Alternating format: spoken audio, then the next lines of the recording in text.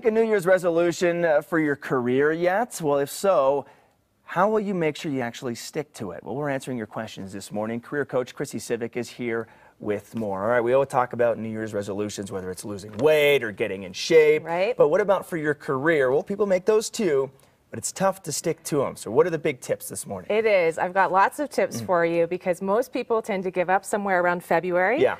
So big thing here is just to kind of switch from talking about resolutions, which tend to be really wishy-washy and vague, and go more into goal setting. And I recommend SMART goals. SMART is an acronym. It stands for specific, measurable, achievable, relevant, and timely. So that gives you just more structure around what you're doing, when you're going to have it done, and why it's important to you.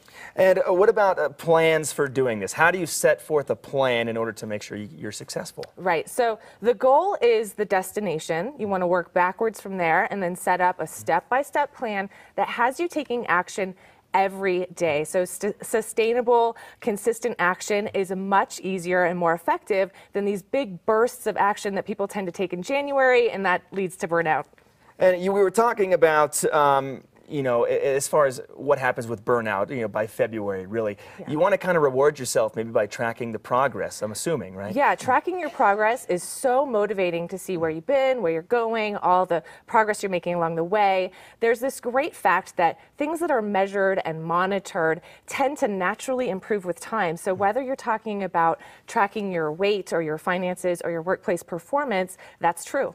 And we also need to say, hey, sometimes we're not going to succeed at everything, right? So you want to plan for a setback maybe that could pop up? Absolutely. Setbacks are going to happen. You know, if you're human, it's inevitable. So you want to plan now for how you're going to get back on track when those things happen. What kind of support can you maybe research and go after? Yeah, you want to talk to your friends and family. You want to tell them what you're working for, why it's important to you, ask for their support. But most importantly, you want to tell them exactly what they can do to help support you, because they're not mind readers. They want to help, but sometimes they just don't know how. And maybe when you meet one of those goals, give yourself a little reward, right? Celebrate the success. Hugely, yes. You want to plan for some rewards, and not just once you've completed the goal, but at little steps along the way. Give yourself some rewards that are just awesome, that you're really excited about. They're going to keep you motivated. Real quick, is it ever too late to start? I mean, it's obviously past New Year's Day. Can you start now? Yeah. Start now, absolutely. All right, Chrissy, thanks. Good advice this morning. Thank you. You can find more advice in the on-air section of our website at kdvr.com. Just click on the link to Eat Your